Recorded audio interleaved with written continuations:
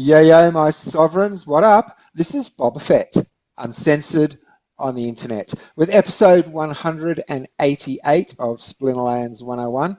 This is a behind the avatar edition. Tonight we will be talking with Keegs, who is even further south than Australia. Joining us again, co-hosts of the show, Vice General Herb Lids, Chairman of the DAO, etc., Matt Clark. Howdy, howdy. The man behind the Pouffet Poussey, Geotrix. Always glad to be back, gentlemen. How are we? And Mr. Keegs. Keegs, perhaps you'd like to kick off firstly by letting us know, everyone know how you came to be on here tonight. Yeah, well, I was, 10 minutes ago or so, not even that, I was talking to Mr. Two Castles about some Hive accounts, and then not long after he asked if I wanted to come onto this. I think flowing on from my chat with the People's Guild the other day. Just getting out and chatting more and more Splinterlands. It's there's a lot of great community members and always usually some pretty good chats too. So it's just good timing. You happened to be talking with Matt when scheduled time for the podcast came up. Yeah, and I think it's pretty easy for us. We're in similar time zones, which helps a lot. Yes, indeed. And how did you end up in this space? Did you come from a crypto background, or I can see Catan behind you? Possibly you came from a gaming background. How did you end up on Hive? So I came from a very heavy trading card game background. I've been a pretty competitive player for 25 years. Numerous trips over the pond to see you guys for a range of games. And then I kind of first started getting into crypto with the crypto.com card. They had some deal where you got free Spotify. So you watch UFC? No, I don't. That's how most people... Some ads. Yeah. It's crypto.com, right? All their ads are crypto.com. That's why I asked. So go ahead. Yeah, well, they're everywhere, right? They for a while, they had so much sponsorship. It's true.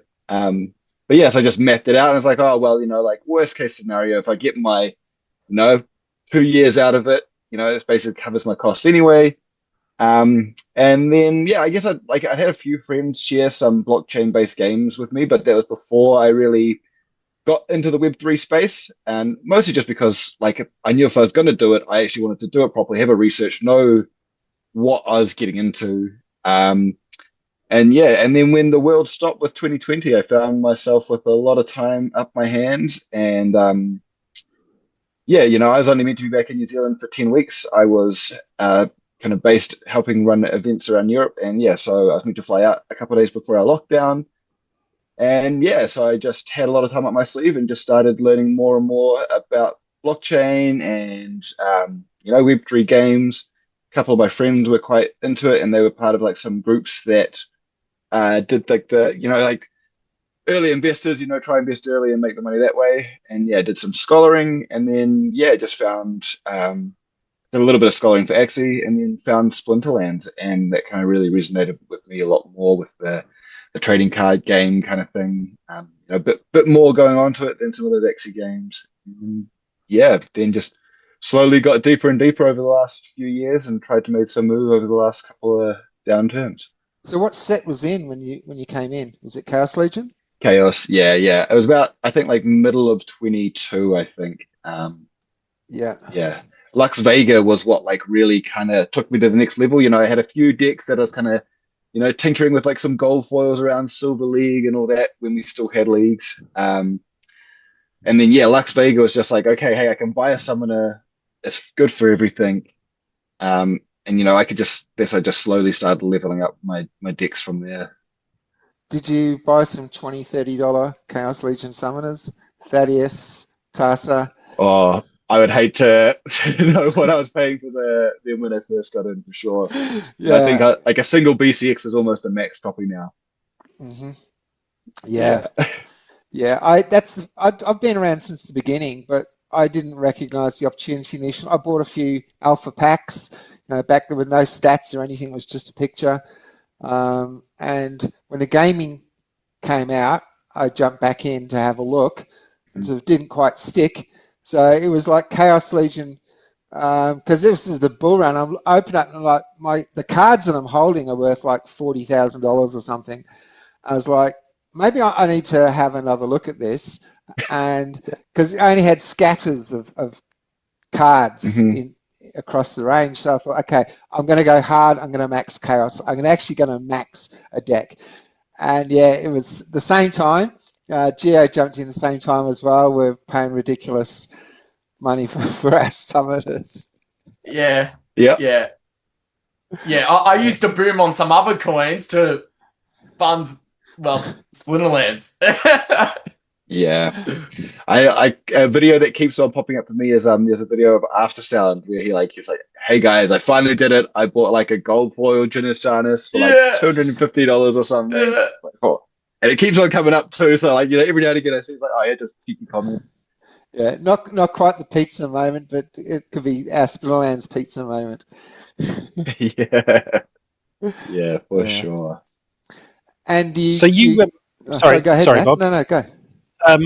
So Keegs, you've been paying attention closely, as I can tell from your recent post. Now you've had some thoughts around the proposal system, and you'll have to excuse me because I'm more focused on the SPS and crypto side of things, and I'm terrible at the game. I have no, I have no natural affinity for any of these games.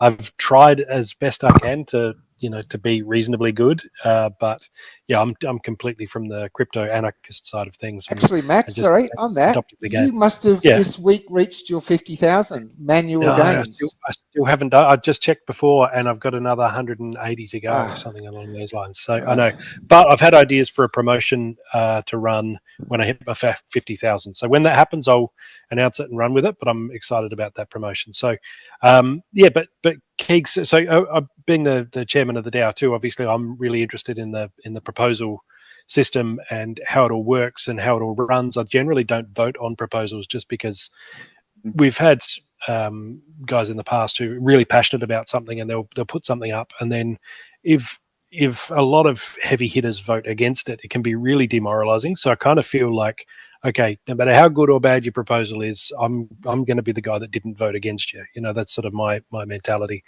because we don't want to halve our audience. Every time you have a proposal vote that goes the wrong way, you risk alienating a whole lot of people. And the people who stay often go, oh, well, that was just the right thing to do. I'm not going to feel happy about it. And the people who think it was the wrong thing to do, they're devastated. And how can this community be so stupid? And we lose players, right? So that's my mentality is, hey, let's not lose people with this. We need to, So that's more my focus. And you've had some interesting ideas around how we should ease into a proposal rather than just here it is, here's your get used to it period in the first week. So did you want to expand on that, mate? Go ahead. Yeah, so I guess it's nothing that I've kind of created or thought about myself. It's a system that we use at an event called Borderlands, and when I was going, it was in Denmark, but the community actually now owns some land in Sweden. And that happened because we use this process to, as a group, work together and, okay, what are the rules? How are we going to buy this? And so I guess I've just seen this system in place. It's a bit different and work well. It's a bit different than what we've got because it's that community is a consensual democracy. So if you see something, you kind of get stuck in and make it happen. Here, we've got the developers and the coders, and we've got a lot of people with ideas, but not necessarily the skills to follow through. And I think especially, a lot of these decisions can have significant financial impact. And so that's why it's quite good to actually go to the vote system. But I think a lot of it is about, one of the things for me is actually just trying to bring more visibility to it earlier. A lot of kind of what I'm going to be talking about is we already kind of do it, but it's just not seen by most of the community. Most of those large holders having chats going, okay, yeah, this is, fine enough that I would vote yes for it. And so, there's some key things. I'm just going to pull it up actually while I'm thinking about it. But it's about one of the biggest things is talking to, the people that's going to affect. So, from the minnows to the whales to the developers to the third party providers, like let's make sure that we talk to them, because so often when you talk to them, the earlier you talk to them, like they can have time to think about it. They can go, actually, like that's cool, but like if you do it this way, it's going to be much better for us. And so I think like the more that you can do that and the earlier you can start those conversations, the more we have time to refine it. Like I can think of maybe a couple of proposals that kind of got put up on the pre-proposal stage. At some stage during the pre-proposal stage got changed, and then that's what passed. But even that's kind of clunky and messy, and people don't really, like you don't really know if or when those changes are going to happen unless your finger's right on the pulse there. So I think there should be like a lot more focus and on talking about it earlier, and inviting feedback. So often we see it and like it's kind of a semi-polished, refined idea. I would love to see some of these more things like, okay, we've got an issue here. Now what? Like and so we can try refine it as a community, because so often we have got the good ideas. It's just about trying to get it in front of the right people and discussed and refined. And then hopefully get to the stage that you can put it into a proposal. Yeah. So we're talking like a secret server on Discord for the in the knows to go in to discuss, or some other forum, or what's the ideal definitely not forum? secret. Yeah, well, I think one of the biggest things that I'd love to see is, like almost like a fortnightly call where it's somebody from the DAO or the community gets on and hosts it. And then we can talk about, like, okay, we've got these proposals that are, almost there. So they're about to go into proposal stage. This is what it's about. Maybe the champion from that proposal comes on and talks about it for a bit, handles any questions, great. And then like next section is, okay, well, what are some big problems, or, get people on that have the ideas to bring them on and discuss it. And, that might end up like being like, oh, hey, actually, I have a similar idea. Let's get together and, we'll work together. And in the next couple of weeks, we'll come back and we'll, have something a bit more to present. It's a way to kind of build out a team. Because I miss the days that we had the weekly town halls. I felt so much more connected to the game, knew more what was going on. Now often it's just like we don't get much of what's possibly coming. It's more like, okay, this is what we've been working on, going on Mavs, next week, and hopefully live the week after. So there's very little time, or less time now, I feel, for feedback, which, pros and cons. It means the developers can be a bit more focused, but also means, there's a less refinement. One that really sticks out for me is the black foils. As soon as I saw that, I was like, man, these guys are going to be valuable because they're going to be a lot of points, but also, like, surely the minimum chances is going to shoot right up because there's just so much more PP and they want to limit how many go out. Not everybody saw that. I think a lot of people were thinking that, surely they can't let this go ahead as it is. They're going to change it. I guess there's a lot of things like that. Like, I think personally that it should be like we do for taxes and for the limiting of the keeps, like the limiting of the land plots. It's like it staggers, so like the first 7 or 8 airdrop cards are relatively easy to get in terms of conflict points, but then it gets harder and harder and harder and harder. So, those bigger accounts don't end up with massive amounts. There's lots of ways you can do to kind of compensate it as well. Maybe as it goes up, the chances to get a gold foil decreases. I think at the moment it's 1 in every 25, but if we're doing the staggering one, maybe the first one is, 1 in every 10 or like 20 or whatever, and then, might be every 15. But yeah, I think because a lot of those players, they have those decks to play with those decks, right? So like one of the arguments was like, they're going to spread them out between their accounts. It's like, well, sure, but then there's just going to be a whole lot of weaker accounts. And, that will then potentially make people happier about the scholar issue. But, there's so many things at play within our game, in our ecosystem. Yeah. Yeah, it is interesting. I think from the perspective of somebody who wants to get a proposal through, they know that there's 3 or 4 guys who they need to have on board, or it's just not going to happen. But it's also easy enough to have those conversations with those guys directly before it goes to any sort of public consultation. And so I think the benefit of that is you to approach it in that direction where it's not that it's secret. It's just that it's like, hey, would you vote for this? Because if you wouldn't, I won't bother, right? I won't spend the 100,000 DEC. I'm not gonna worry about posting it publicly and then being attached to it publicly, and then maybe some people think it's a bad idea and they think I'm an idiot. And like if there's all these problems with it potentially, and at the tail end of it, the all I'm going to achieve is that it's going to get voted down by Vunctus or Brave Tofu, Crypto Eater. I'll just talk to those guys and say, hey, would you support this before I start that process?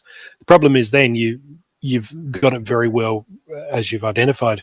By the time you take it to them, you've already got it very well rounded, but only really in one head. You've thought about it yourself a lot, and you've said, hey guys, would you go for this? And I've been party to a lot of those conversations, but there's also, I'm sure, a lot to go on without me. You have the idea and you form it completely in your head without any external input, because your first step is almost going to these guys to say, would you kill this, or would you see a way to support it? And then there's a chance of collaboration there. But what you're doing is you're limiting the scope of it at that point to just one mind, or 3 or 4 minds. And it's interesting because the bigger guys are fantastic, don't get me wrong, but they've only got limited perspective. If we can hear from dozens and dozens of people, then great. But I think the way the system's set up is it's been designed as, if you've got an idea that you want to push through, then you pay the money and you get it started, and we all benefit if it gets up. If it doesn't get up, then you just lose your money and maybe a bit of kudos in the community, because you didn't accurately guess what people wanted. But people are not people, right? There's 1,000 guys who have got minds and maybe even passion for the game, and they've really thought things through, but they are not able to compete with the kind of big heavy hitter votes. And so it's interesting seeing it from different perspectives, where if your goal is just to say, I've got this proposal and I want to get it through, I need to talk to the guys who could kill it and see whether they will kill it, because so many people can kill it and get it under that benchmark that needs to happen. And if you get buy-in from them, then you'll get enough of the, say, riffraff, but enough of the people who aren't heavy hitters to just go, okay, well, that sounds good, and if he likes it, then okay, I'll just vote for it, and away we go. So I get what you're saying. Is we kind of want some sort of system, a pre-proposal. Almost like, here's a kernel of an idea, and I want to attract a whole lot of perspectives onto that. A place where we can have a real. I'm gonna even if we were to crowdsource donations towards it as well, towards that 100,000 DEC. So you say, look, I've got this idea. Here's my alt account, or even if you wanted to just say, well, I'll just track donations. But you say, I've got this idea. I want to do it like this, but I'd really be interested to hear what other people have to say. And if people really like the idea, they can say, here's a refinement. I think you should maybe do this or do that. And maybe even send donations in to say, look, we're not clear on the specifics as yet. That's still being navigated and negotiated and collaborated. But if we can push in this general direction, I want to support that. I'll throw you 2,000 or 3,000 DEC to help move this forward, and that takes a lot of the angst out of it for the individual who's originally posted it, because they've given it to the community, not after spending all this money and hitting the big guys on the shoulder to say, hey, let's collaborate. Would you kill this? But instead they're saying, hey guys, here's a kernel of an idea I've had. I don't want to own it myself at this point. I want us to own it collectively. And if other people like it, tell me what you think. And then have those big, long conversations where people refine and adjust. And if you find that you're not making a lot in donations and people aren't really engaging with it, then maybe you save yourself some money and not put it up, because it's probably not going to get up anyway. And it's ironically, I think the whales would probably prefer that as well, because they're then getting ideas that they have a better idea of other community actually going to want this. Because for the big whales, this is a big responsibility. They could kill the game by saying, oh yeah, that sounds good, I'll vote for that, and then they just force it through without realizing there's 10,000 guys who really don't want that for some reason they didn't take into account. So it's easy to look at the big guys and say, oh, I wish I had that much power, but I hate the Spider-Man you all, but great power, great responsibility.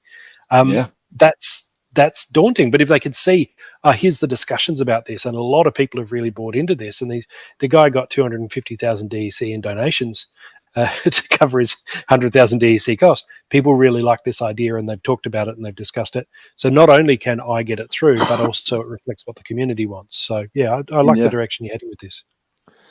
Yeah, I guess like a couple of things on that. Like, I guess it has also been good that Play has been able to help fund, use some of our funds to help get some of the proposals. Like I said, like a lot of what I'm talking about, like some of it kind of already happens. It's just like, let's just try get it a bit more consistent and a bit more eyes on it. And like not everybody has access to the people like AZ or Buctus or, whatever to have a chat to them. And so potentially, hopefully this system we can either help facilitate those conversations, we can help be part of those conversations. And yeah, I guess like the other thing as well is like, the proposals, they can come at any stage. You might just have like, hey, guys, I've got this idea. This is what I think, like, what do you guys think? Who wants to help me? Or you might like, I've actually really got a bit of an idea. I've like nutted it out. Here's a whole bunch of stuff. But being able to get it in front of people before it has to be like voted on, I think is pretty important. And, especially as well, like, talk about those big guys. One of the things can be in that process, like you said, trying to have it documented so there's that history is great. But it might be okay, like, hey, we've got this idea. At the moment, that some of the big players aren't necessarily supporting it. These are their concerns. How can we, have you guys got ideas how we can like refine it to get around those, potentially, because sometimes the big whales might not have the ideas or solutions themselves. They're like, it doesn't quite sit with me, but like, I could have my arm twisted, and potentially the community can be like get together and figure out what those missing bits are. Your proposal is more likely to pass if there's a lot more people on board and agreeing, or at least they feel like they have an input in the little changes, and then when you can all when you reach a mass critical point where everyone's like, oh yeah, you know what, I have input, he's had input, we're all friends, we're all buddies, whale's all good, then let's pass it through. Instead of just like putting something up without no review, no one's on board with it, people are more likely to just shut it down. Even if it might be a good idea. It's just like, just because it's just a shock, you want to slowly, get people around it, not like, push it up too quickly. I don't vote on a lot of proposals for that same way. I look at it, I read it, I don't understand it. So I'm not qualified to give an opinion either way. So I just don't vote. Yeah, I'll go with the majority. If people like it, all right, that's where my vote goes. Yeah. I guess that's one of the issues of the current system as well. Like so often there is a really lack of details in why we've come to the decision. It's often just like, this is what we want to do. This is how much it's going to cost. There's no like, there's this factor or that factor, or, I think more of that background is going to make more people comfortable to vote. And, and get engaged. I wish we could make governance sexy. It's a hard one to do, but we can try. At least we can make it fun. I like to use the old sales analogy too. Like a lot of the proposals are saying, okay, I want to buy a drill. It's really important. I need a drill. And the bottom line is, though, what that person really wants is a hole in the wall. They don't want a drill. They want a hole in the wall. Yes. So explain why do you want a hole in the wall? And then let us decide whether or not you should have a drill.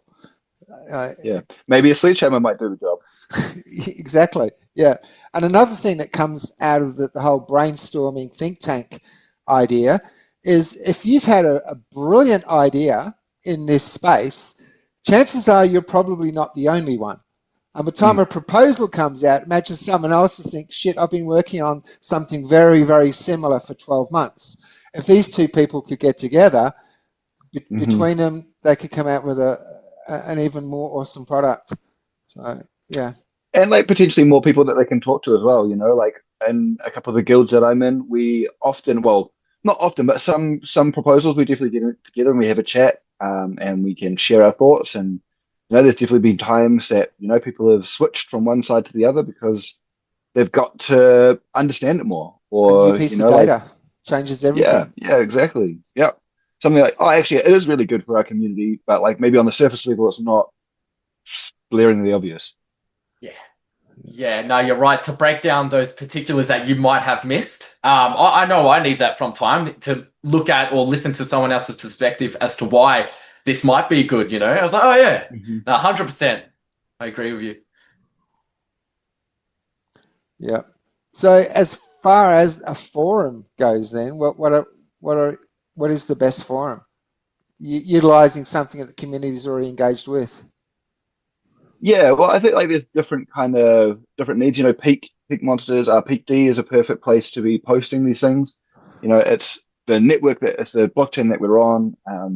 More and more of the Splinterlands players are getting engaged. But also like Discord is a perfect place. I think doing calls is another. We just because so many people engage in different ways, the more places we are and we're talking about it, the more likely and more chance that they have to actually get involved and have a say.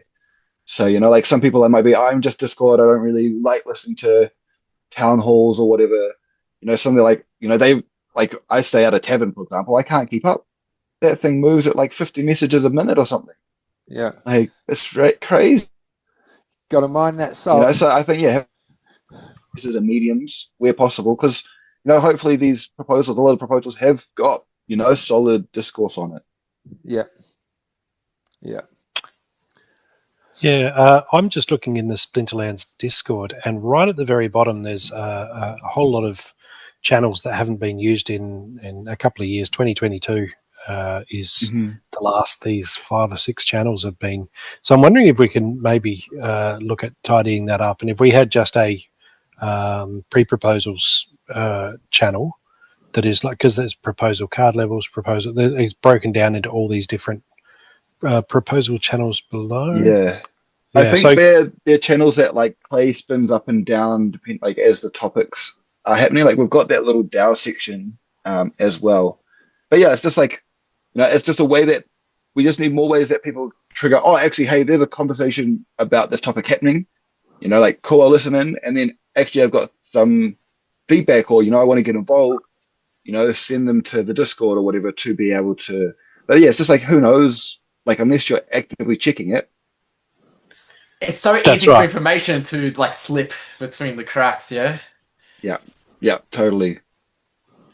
And it's about being known and heard too. Like if you're somebody who has a history of having good ideas and you put it in the landholders channel or any of the other channels and say, hey, I've got this proposal, I've posted it here, and share a link to a Hive post. It's a bit difficult because we don't want to encourage people sharing links to try to harvest up votes. So we kind of want to say, I've got this idea. If we had a specific Discord channel, I think that where you go and post your link to your Hive post to say, here's my beginnings of an idea, please come and collaborate with me. That might be a good idea. But like you say, it's different avenues. It's like you coming on here and discussing that. Now our audience is going to go, okay, well, I want to engage with this, and what would be the best way to do that? So almost a pre-proposal about the way we do pre-proposals. And so even it could just be like for the peak D posts, a tag. Can watch and monitor. That's an easy place to go see them all. The other thing as well is like we could have in the announcement channels, it could be like once a week could be a post, and it's like, okay, these 3 proposals are about to go to pre-proposal stage. Click here to go chat more. These are in the exploratory phase. And it's just another way that like, okay, this is what's happening. You can scroll through and go, oh, okay, none of those are interested me this week. Cool. Oh, actually, I really like that one. I'm going to go into that specific channel and provide feedback. It's just that awareness, right? And trying to let people know that it's happening so that they can engage instead of having them to go and hunt it out. Nobody's going to buy your product that's in the behind stuff on the back shelf in the back room. You got to make it forefront and put it in there right in front of them and make it easy to and hopefully welcoming to engage and share their feedback and hopefully help shape the future of our game. That reaching out stage where you're looking at like-minded people and getting interaction and engagement. If you're the sort of person that can't create your own content, or you're anonymous, you don't like to show your face or something, if you've got a proposal coming up, reach out to an influencer, a Splinterlands influencer, and say, hey, look, I've got this proposal, but you can only put so much in writing. I want to come on and I want to talk about it. And there's plenty of people. First Splinterlands 101, People's Guild, After Sound. There's plenty of influencers who would welcome the opportunity for you to come on and discuss the proposal, and that way people are going to get a little bit of knowledge, and then they know to go looking for a room in Discord. They know that to start looking for more information about it. That's great, Bob, because so some people might feel a bit like, oh, I don't want to do that, or I don't want to share this, but maybe using influencers and people who speak about Splinterlands online as like a middleman to, it's easier, right? Exactly. Yeah. And cool. sometimes just if you don't know what to talk about, you just need some questions, some good directed questions, and then just let them explain and talk. Yeah, or even just getting their thoughts on it. After Sound often will at least read the pre-proposals and put them out on his channel. If you can get to him earlier, at least he can have a read through, have a chat, see what he says.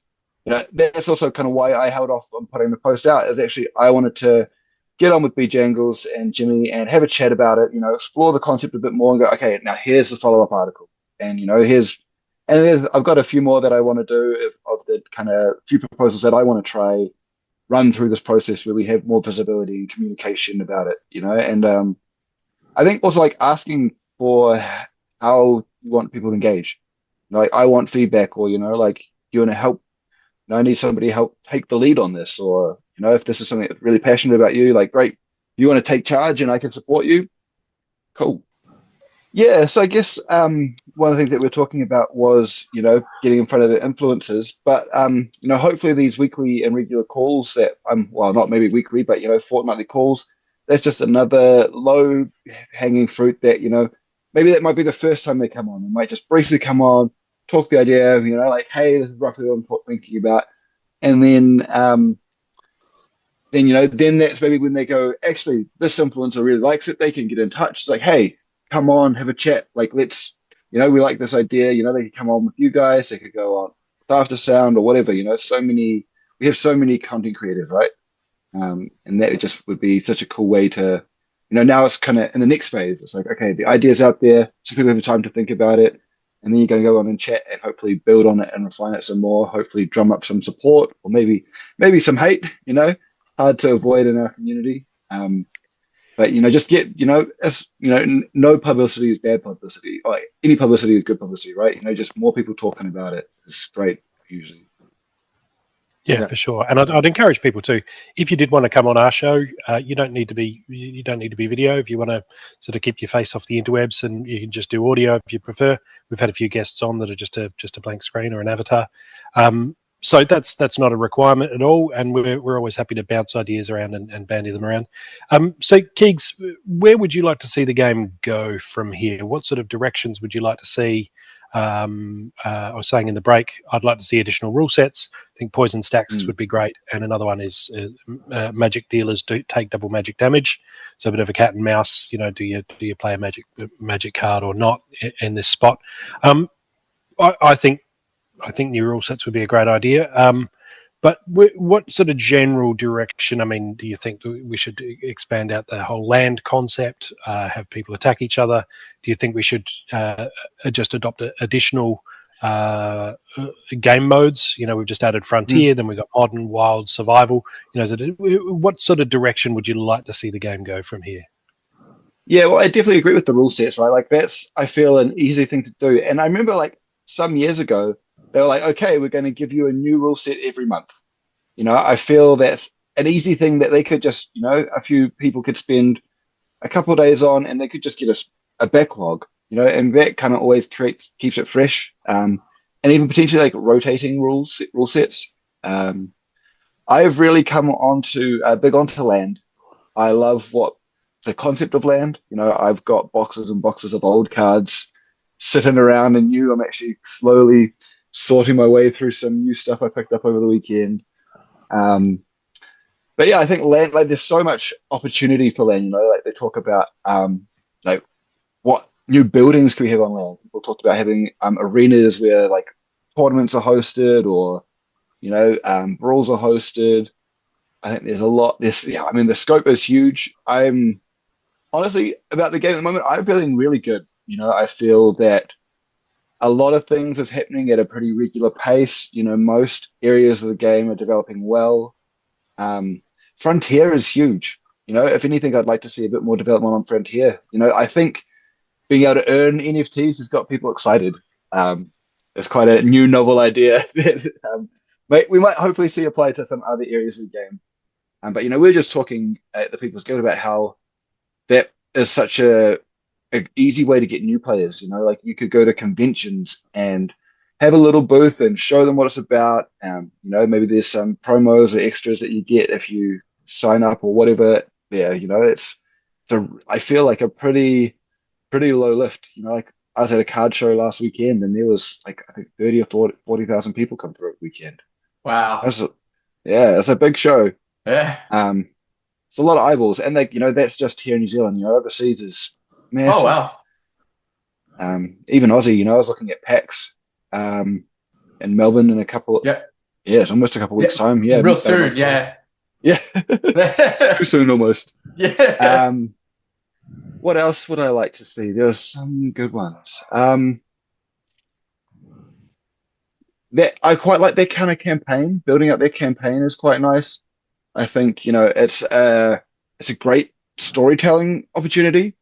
I feel like the narrative team and stuff can do a lot of really cool things in that realm. It's just like another way to engage, and especially seeing how easily they've been able to do the songs like Splinter Vibes. That's why I'm like very excited about like Splinterlands at the moment. So many little things are ticking away.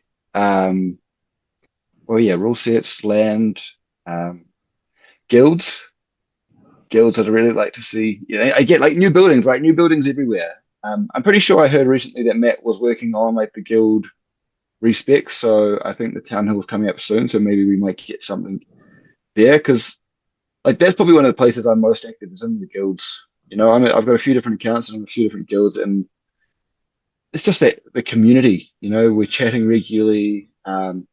The brawls have seemed to they happen. We put our battles in, but they seem to be less of a focus now. At the moment, yeah, most of the guilds are more just chatting, sharing knowledge, sharing ideas, frustrations.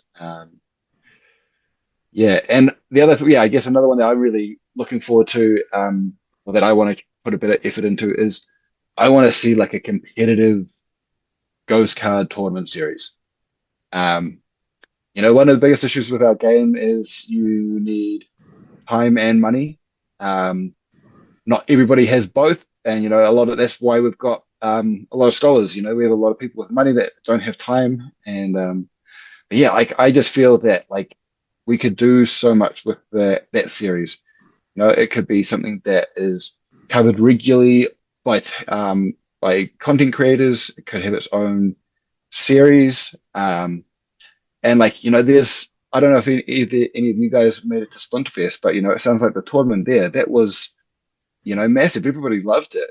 It's like, so how can we create that on like a smaller scale? I guess so. I play Flesh and Blood. It's a great card game, and so we have the weekly armories. They're like your weekly get-togethers, super low stakes. That's almost what I see our tournament for. Really low stakes. And then let's see, and then so we have the next level up, which is like our road to nationals, our skirmishes, our pro quests. So a couple of those are qualifiers. One is just like a fun little side event, mixing it with formats. And then that's when we've got like the next is like battle hardens, callings, and stuff like that. That's like that's the big stakes. Thousands of people tune into the stream pretty much every weekend. There's usually one on. That's really like a high level, and then the top of that is the Pro Tour and the World Championship, and that's the sphere. The people that tune into that is even higher. It's like so could we create a series? Could we have like a weekly? Maybe it's 2 events a week. Maybe one on a Wednesday, one on a Sunday. The start times could rotate. It's easy enough to do. That then might get you entry into the next one up. Or you could buy straight into the next one at a higher price. Like that leads into and funnels into a couple of bigger tournaments where it's like, okay, these are the top players that we have. Let's see this showdown. Nobody's got any advantage because they've got certain cards that others don't. it's a level playing field. Who is our best? And that reminds me of a plan that's been in place for a while, but I've seen it recently on a to-do list. Is player staking, where you stake SPS on another player and you're sort of backing them, and that I think when we roll that out, that's going to be wonderful for tournaments, because then you've got the incentive to sit there and watch a tournament actually play out. And it'd be great to have channel that's just playing the tournament, where it just plays not even a talking head. Just you sit there and watch Twitch, and you go, okay, here's round 2, here's round 3, and you watch and you see who did what. And this again ties into Ghost Cards nicely, because nobody's got the advantage, right? I'm finding that in Frontier. I'm so used to beating people because I have such a deep and broad card collection that I can get by without any talent. Then I go to Frontier mode and I get absolutely just destroyed 10 times in a row. And I'm like, yeah, okay, clearly I need to be the biggest guy in the room, or I'm not getting anywhere. And so I think the idea that if I can look at this and say, okay, who's an up and comer, who doesn't have a lot of SPS staked on him yet, and we've talked about this when we're talking about player staking. The sooner the first 100,000 SPS that gets staked on a guy gets this much of a percent, and then the next 100,000 gets a slightly lower. So the idea is you keep an eye on the up and comers and who's really, really good, who's got a real eye for this and a talent for finding the new meta, and right then there's that appetite amongst the big heavy hitters to go out looking for that, and then winning a tournament is enough to gain that kind of attention and notoriety, where somebody who's got nothing but talent can arrive and free roll into a Ghost Card tournament. And if you're good enough and you get to the top of that, then even on the way to the top of that, you turn around and suddenly you got 400,000 SPS staked on you, and you're now you're earning more than from all sorts of different gameplay. And it's you want the cream to rise to the top, the best of the best, and there needs to be a pathway there. I'm a big fan of that idea that we need to constantly be aware that we don't pull the ladder up after ourselves, because there's that idea that, hey, look, I got mine and now I want to sell to the new arrivals, right? Because I stockpiled these cards for 3 years. Where's my payday? New guys are coming and I want to sell to them. How can I sell to the new guys?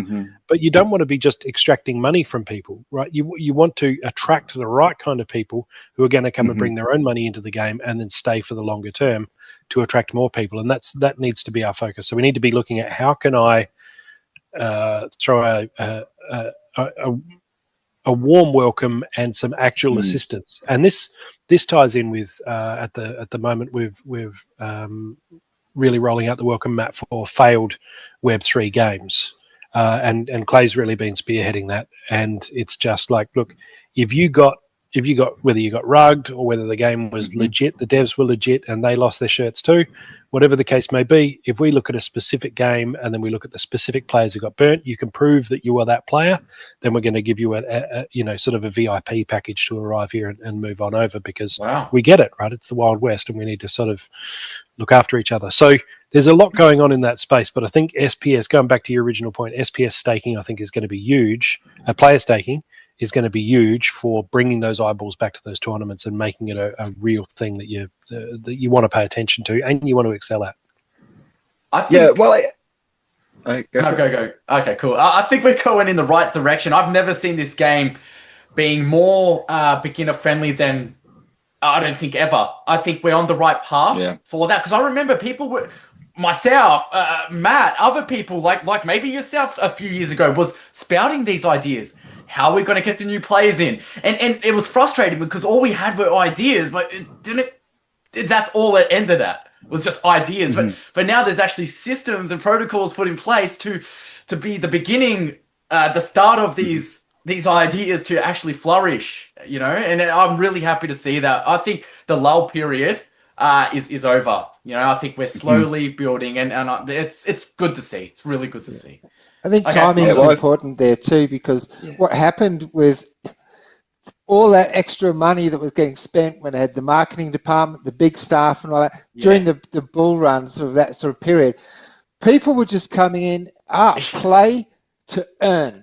They would just come in and they were just milking. And then when the game mechanics made the adjustments to stop people just coming in with bot farms and milking, yeah, a whole people disappear, but they're not the people we want. So now we're sort of in this period of time. It's like, well, it's not come in, buy a $10 spell book and make a fortune. It's come in, invest. That's at the end of the day, it is a cryptocurrency with SPS. It's a blockchain. You want to invest. High investors get higher returns than lower investors, and I think that balance is coming into the game now too. Yeah, invest and contribute. I think that's another big thing. It's like same with what we talked before. Time and money. Not everybody has the money, but people have the time. So people.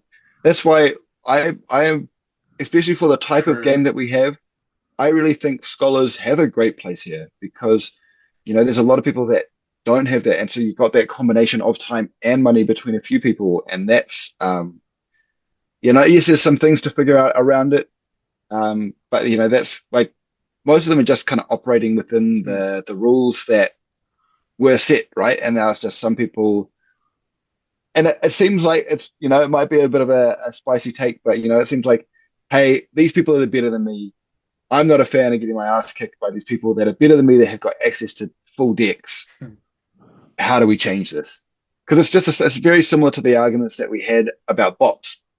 And like I'm personally not a big fan of the I like the kind of concept of limiting the tournaments for the scholars, but I think that should have been a DAO discussion, a DAO decision. For me, that's like a fundamental shift in our ecosystem. And the last time that we had that big fundamental shift, it was, the community was involved in that decision. And, basically this is like the start of saying, hey, we're going to change how we think scholars should interact in the system, man. Like there hasn't even been a litmus test of actually, is this what the whole community wants? To me, it feels like a bit of a band-aid response instead of actually going like, okay, what is the root cause and how can we actually get to the bottom of this? It's been like, okay, somebody's abusing it, quick, slap some tape on it, stop the bleeding now, but it's not actually really addressing like, why is it, not optimal, I guess, people, but yeah, I think scholars just totally have a place in here, unless we drop the price of full sets to like, a couple grand US each, then I don't chase modern sets. I am not in a position where I can justify, spending 10 grand every 18 months 10 grand US, to have a complete modern set at the moment. That's about the average yearly salary here in New Zealand, so it's a big ask, so yeah, I a couple of years ago, I changed kind of my focus. It's like, okay, well, if I'm going to be competitive in this, I probably have to do it via Scholar. On my stuff, I'm mostly going to focus on land. But yeah, it is a shame at how big the barrier to entry is because most people, I would like to see leagues come back in one way or another. I thought that was actually, it's a genius way. It's like, yes, we can try put stuff in place that we want to get them to keep rising the levels, but I think we're still having that kind of gated area. It's like, okay, you guys want to play at this level, this kind of level investment. I think that was such a good idea, and it's a shame that we moved off it. And like, hopefully we can move back to it in some form or another. I think one of the biggest issues was actually that the fact that there's a gamification between jumping from like, okay, I'm going to go from Silver League up to Gold League because the chests are better. I think it should be actually like, no, I want to go play in Silver, and that's it. There's a league that, there's a SPS pool or rewards pool or whatever for just Silver, and it's almost like you have the leagues within Silver. So you've got in Silver, you've got the whatever novice, bronze, silver, gold within just Silver League. I think that's just such a better way to do it because it means that people, you remove that feels bad of like, I've kind of leveled all my stuff to Silver. And then I just got absolutely hammered by the guy that's coming through, that's got a full deck. I have no chance, at least when you know that, hey, everybody's on like a bit of a level-ish playing field. For me, it feels much better. Then at least I can go take one seriously. It is funny because I remember the different discussions around the having the leagues be locked and the cards capped, and then the reasoning behind removing all that, and the idea was that somebody with a maxed out deck is not going to stay they're not going to stay just shooting fish in a barrel in silver. That's going to pull them up, and they're going to go to where they're more competitive, have higher rewards, all of that stuff. But you're right in that it is very demoralizing to lose a match to somebody who is got a substantially more valuable deck. One thing I've wanted for a long time is, and I think this would offset that somewhat, is the the current market value of the cards and summoner that were played of each team actually displayed at the end of the match. So if you get beaten by somebody, you can say, well, look, my deck is worth $200. His deck that he fought, just the cards he fought me with, just the cards I fought with were $200, or say the cards I fought with were $20, but he beat me with $3,000 worth of cards because they're maxed cards and they're so much more valuable, and maybe they're legendaries and they're whatever.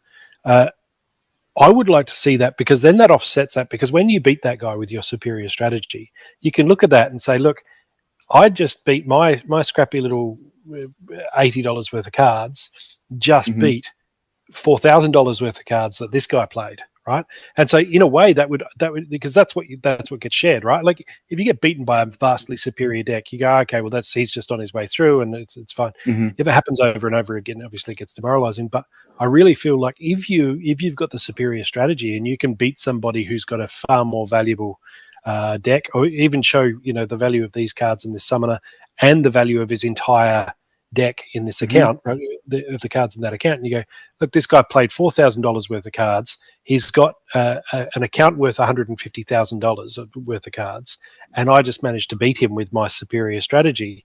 I think that goes a ways to offsetting what you're talking about there. I kind of feel like we could maybe look at doing both of those things, where you go, okay, well, look, either we can do this league lock, or we can keep it as it is, but show this, display this, and then that's what you brag about, right? You put it up on YouTube and go, hey, get this, guys, here I am on my YouTube channel, I've been playing this game and I just did this, and here's this victory. Because you get proud of stuff. I've said this before.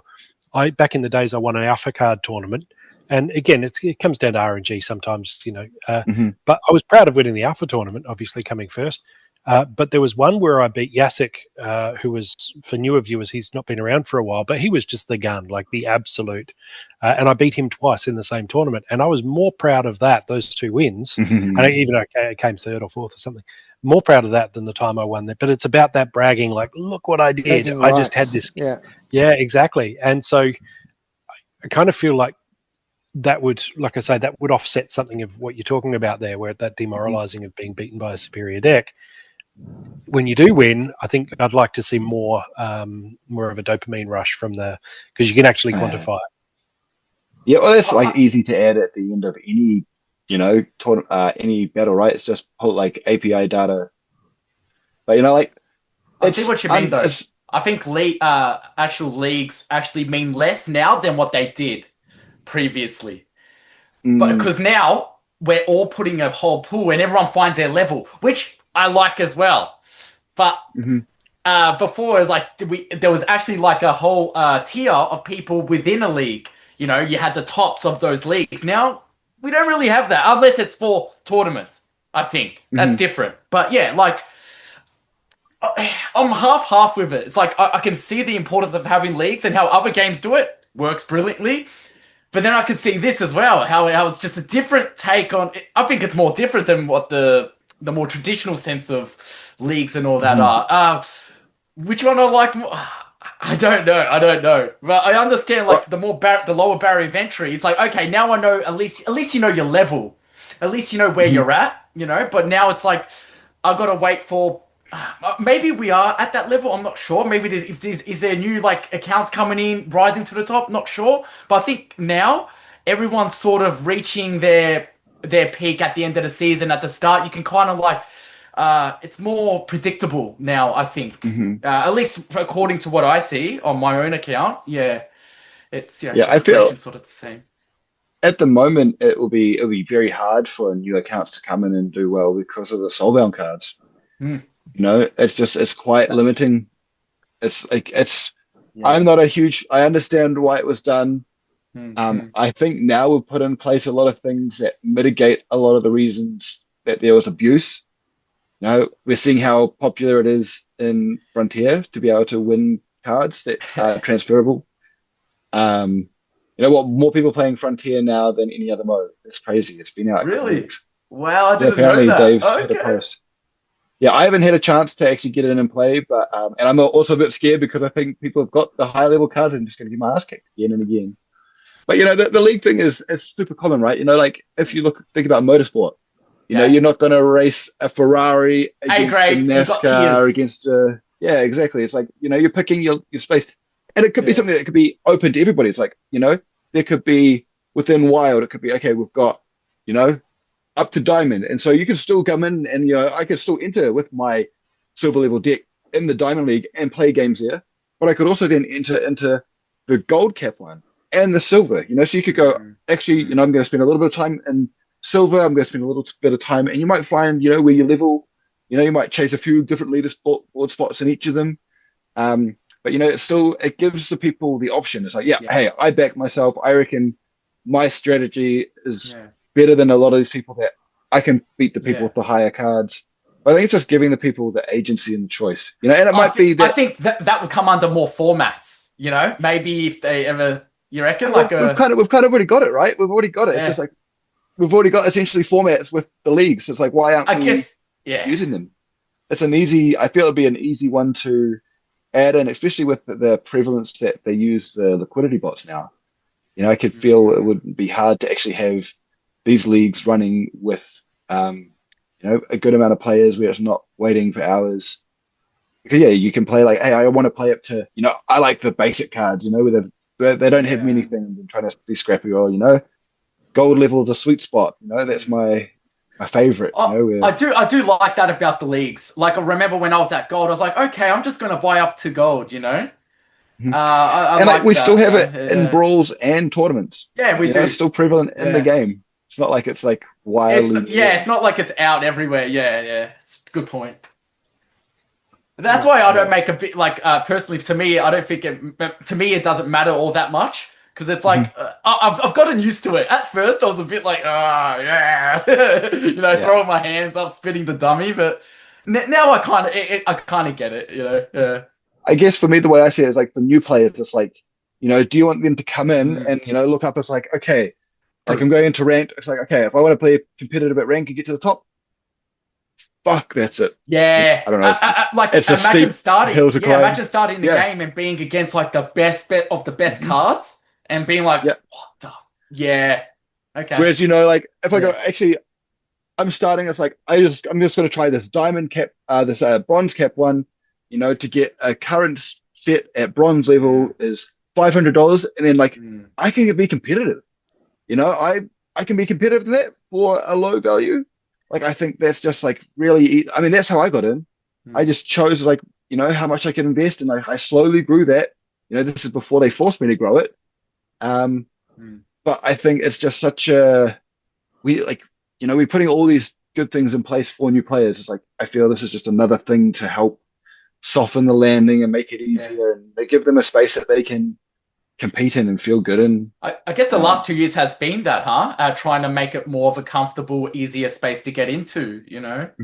And yeah, in a lot of areas, I don't know more, I haven't really looked into it too much, you know, but in most of the areas that I'm aware of, we have made it easier, which is cool. Like, I feel like, like I said before, there's no better time, I think, to be involved than now. Like, even just price-wise, I guess, for like there's always a tension between wanting a meritocracy where talent is all that matters, and also wanting the ability to throw a bit of extra cash at your account to level up that card and make yourself a bit more competitive.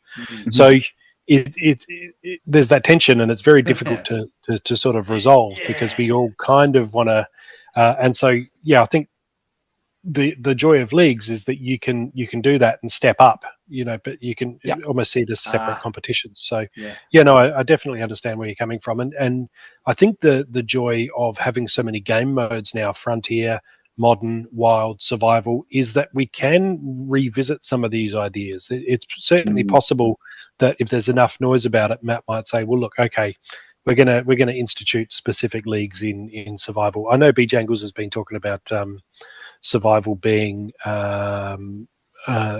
the possibility of putting survival, having it where you lock yourself to a specific league for the season. Now that's different, obviously, because than what you're talking about, because you might have an ultra competitive deck. You might have really maxed out cards and decide to lock yourself in gold and beat everybody who's I'm not locked in here with you, you're locked in here with me.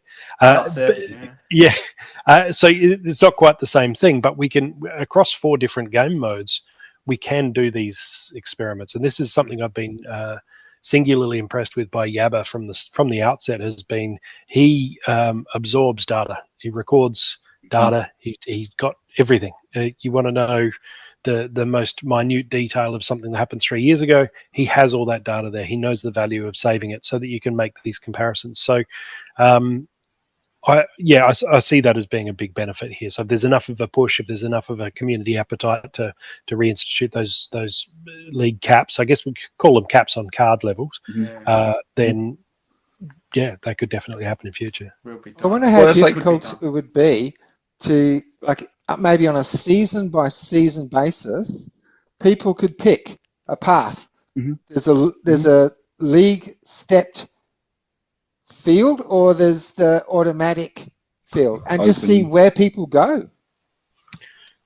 Yeah, I like the idea of, like, can we test things, low stakes test, like how much effort would it take to spin up a Silver League cap thing, give it, we might go, hey, we'll give it 8 seasons, we'll give it a small percentage of the pool, give it, are people going to play it, See how popular it is. Yeah, and I want to give it a fair time to run as well. I feel if you give it like, hey, we'll do 1 season, like, people are like, oh, well, I'm not going to come back for that. But if you get people to come back for, 8 seasons, some people like Napoon, for example, I think he was a heavy Silver believer and player. If he was like, hey, actually, they're going to do 8 weeks, I get a chance, same kind of thing as before, maybe new cards. And, maybe if it goes well and we get a lot of good feedback and people like it, maybe this sticks around. Maybe I come back. I remember many names actually left because of the change up. Many people, because they loved the whole league thing. And there's been a huge disconnect from the game since then too.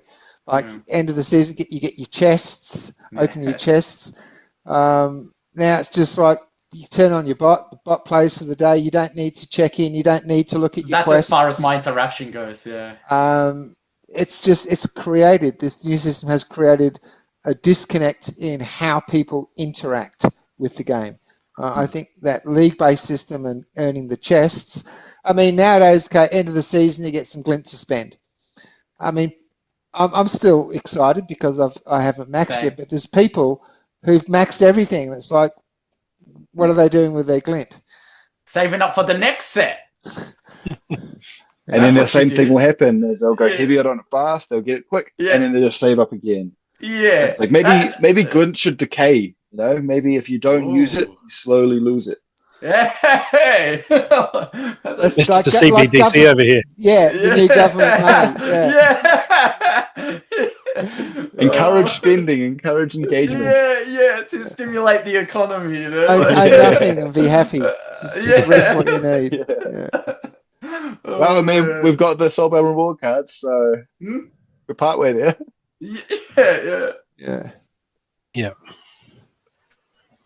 Oh, man. Well, I don't think we have any time for really battles. We're down under the 5-minute mark, so I think maybe we'll just think of, I guess, any closing remarks that anybody wanted to throw out there. For my part, I love one element of this game that I love is the community, and I know a lot of people talk about that, but ultimately, Keegs here has dropped me a DM and said, hey, I got a couple of different account names. B Jangles said you might be able to help me out with getting those registered. So I just spun them up on use account creation tokens and spun them up and dropped him all the keys and said, there you go, no worries. Oh, by the way, we're just recording this show. And now here he is, right? Yeah. And we're having a conversation with basically a stranger, right? He's not. You haven't seen this show before, have you, Geeks? I think I've seen the show a while Might have back, but I'm definitely Yep. going to get on and check out some of the recent ones. Yeah, so but that's the community, right? We speak a common language. We all know the same stuff. We've got that shared experience and that shared passion. This is fantastic. I got a new friend in New Zealand I didn't have an hour ago. I mean, how cool is that, right? Yeah. So Nice. cool. And like, we've got the passion, but we also care, right? You know, there's enough people that like, you know, they're super engaged, you know, like you see them involved in Discord all the time. You hear them in like lots of different areas. You know, after this, I'm about to go into the After Sound and Lorcas tournament, and I'm sure there'll be some more people there hanging out, chatting. You know, there's so much of it happening all over the place. Even just like the random chats in the Splinterland voice channel. I'm keen for that more often. You know, if I see a little somebody's in there, I'm going to at least go in and see if there's some interesting chats happening now. You know, I've connected up with Level Up Life, and now we chat every now and again and checking in. He's leveling all his Chaos Legion gold boils and maxing them out instead of just having a whole bunch of singles. Yeah, no, just connect. I guess I'd like to put out there if anybody's got any proposals or ideas that they'd like to push through or want help with, or you know, would like to try, you know, through this more kind of aware, you know, let's sing and dance about it. You know, feel free to reach out. I'm happy to help where I can, how I can. I'm just keen to see more proposals. Let's try it. You know, I've got some that I want to try, but I'd love for other people to try some using this kind of mindset as well. Yeah, and Keeg's post on this topic will be at the bottom of the Hive post. Thanks for that, Bob. And so this maybe is halfway through, not at the bottom, Matt. This is somewhere in the links. And so, yeah, jump in, have your thoughts there, throw your thoughts in. If you want to come on the show, obviously just let us know, and we'll make time for that, because it's always great to see new faces. Not that you and Bob and Gio, you're not the handsome chaps, but you know, always nice to mix it up a little bit. Yeah. All right. Any final parting words there, Keegs? No, just great to be chatting with more people that care about Splinterlands, and you know, hopefully many more chats in the future. That's what I like to see, to be honest. Like the more people who show the enthusiasm, to show the care, because there was a time where, like, I feel like people's melancholy or like the sort of sentiment, it was really down, you know. So it's good to see like how things can bounce back due to change ups that make the community happy, or even old people who weren't happy are now sort of happy and coming in, you know. I like that. I like that. It's cool. And that only starts with ideas, you know, ideas and change, which is cool. Yeah, There were 188 spell thoughts. books. Last 7 days, 188 spell books. So that's always nice to see that there are new people arriving. We just need to keep doing what we're doing and capture some of that energy and enthusiasm. Yeah. Alrighty. So thanks for joining us on episode 188 Behind the Avatar. Thanks, Keeks, for coming on. Thanks, man. Sharing your wares with us. And if you'd like to come on the show, reach out to me in Discord or drop a comment below. Got some feedback, you want to discuss things we talked about, comment on the post. And we'll see you next week for 189 on Boba Fett. Peace out.